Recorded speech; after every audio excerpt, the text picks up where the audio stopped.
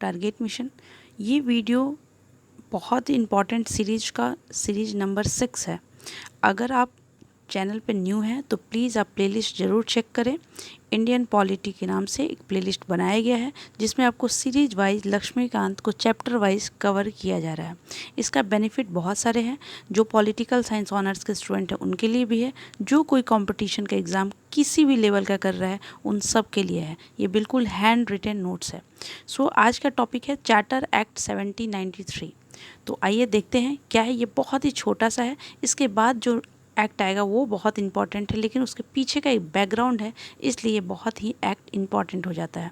Charter act 1793 continue company trade monopoly for another 20 year. ये आपको बिल्कुल मालूम है कि कंपनी को मोनोपोली था। मोनोपोली का मतलब यहाँ पे क्या है? यहाँ पे ये मतलब है कि जैसे क्या है कि मान लीजिए ये यहाँ पे है ब्रिटिश गवर्नमेंट और यहाँ पे है ईस्ट इंडिया कंपनी, तो सिर्फ इसी कंपनी को मिला था इंडिया में जाने के लिए। ठीक है, सिर्फ इसी कंपनी को इंडिया में मिला था जाने के लिए। तो ऐसा क्यों? क्योंकि ये बस एक ही कंपनी था जो इंडिया में ट्रेड कर रहा था। तो इसको कहते हैं मोनोपोली, मतलब किसी एक का होना। लेकिन यहाँ पे क्या था कि मोनोपोली यहाँ पे अब कहा जा रहा था कि अब इस एक्ट के बाद बिल्कुल ख़त्म किया जाएगा और भी कंपनी को अलाउ मिलेगा इंडिया में। लेकिन यहाँ पे ये दिखा रहा है कि इस एक्ट तक यानी कि 1793 तक भी कंटिन्यू था कंपनी का ट्रेड मोनोपोली। और कहाँ पे? इंडिया में। किसको? ईस्ट इंडिया कंपनी को मिला था। Board of control salary charge from company, ये ऑलरेडी आपको मालूम होना चाहिए। प्रीवियस लेक्चर में बताया भी गया कि बोर्ड ऑफ कंट्रोल बनाया गया था।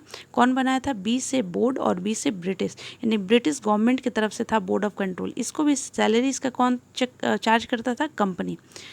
थर्ड पॉइंट है जो इम्पॉर्टेंट है, ईस्ट इंडिया कंपनी पे 5 लाख टू ब्रिटिश एनुअली। मतलब ब्रिटिश गवर्नमेंट को ईस्ट इंडिया कंपनी हर ईयर, एक साल में हर ईयर में 5 लाख पे करता था एज ए टैक्स।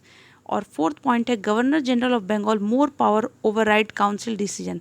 यानी कि आपको याद होगा प्रीवियस लेक्चर में आपने पढ़ा था कि वीटो पावर मिल गया था। किसको? गवर्नर जनरल को।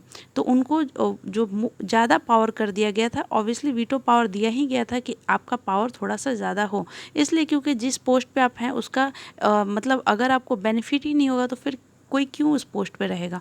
सो उनके पावर को बहुत ज़्यादा मतलब ज़्यादा से ज़्यादा थोड़ा सा पावर था उनका, थोड़ा सा, बहुत ज़्यादा भी नहीं, क्योंकि ऑलरेडी कंट्रोल स्टार्ट हो गया है किसका? ब्रिटिश गवर्नमेंट का। राइज, ये सबसे इम्पॉर्टेंट पॉइंट है क्योंकि इसी पॉइंट के बाद जो आपका नेक्स्ट चैप्टर आएगा वो इस पे ही डिपेंड होगा। देखिए, राइज ऑफ नेपोलियन, मतलब नेपोलियन का राइज स्टार्ट हो गया था, यानी कि फ्रांस से स्टार्ट हो चुका था नेपोलियन का राइज। सो इसका इम्पैक्ट क्या हुआ कि कॉन्टिनेंटल सिस्टम, देखिए यहाँ पे पूरी तरह से नेपोलियन जो है, नेपोलियन और ब्रिटिश दो ऐसे बिल्कुल होते हैं ना, एंटी थे। ये नेपोलियन और ब्रिटिश बिल्कुल एंटी थे। और यहाँ से आया कि जो भी इसके साथ व्यापार करेगा वो फिर इधर एंट्री नहीं होगा। तो इस तरह से बहुत ही ज़्यादा ख़राब सिचुएशन होने लगा ब्रिटिश गवर्नमेंट के लिए। इसलिए अब ब्रिटिश गवर्नमेंट को ये अलाउ करना हो रहा था कि अब ईस्ट इंडिया कंपनी के मोनोपोली को डिज़ोल्व किया जाएगा और बहुत सारे कंपनी को इंडिया में भेजा जाएगा। ठीक है, तो ये अब आप नेक्स्ट चैप्टर में पढ़िएगा कैसे डिज़ोल्व किया जाएगा।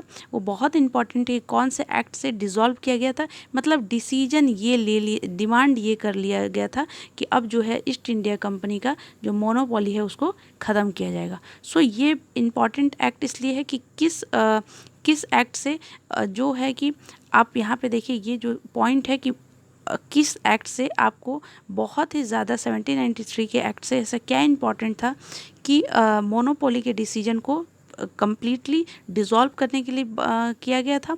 और ये भी बताया गया था कि किस तरह से अब ईस्ट इंडिया कंपनी ही नहीं और भी कंपनी इंडिया में ट्रेड करेगी। So thank you so much. बहुत छोटा टॉपिक था, लेकिन ये बैकग्राउंड जानना बहुत ज़रूरत था आपको नेक्स्ट चैप्टर एक्ट के लिए। So thank you so much. Wish you all the best.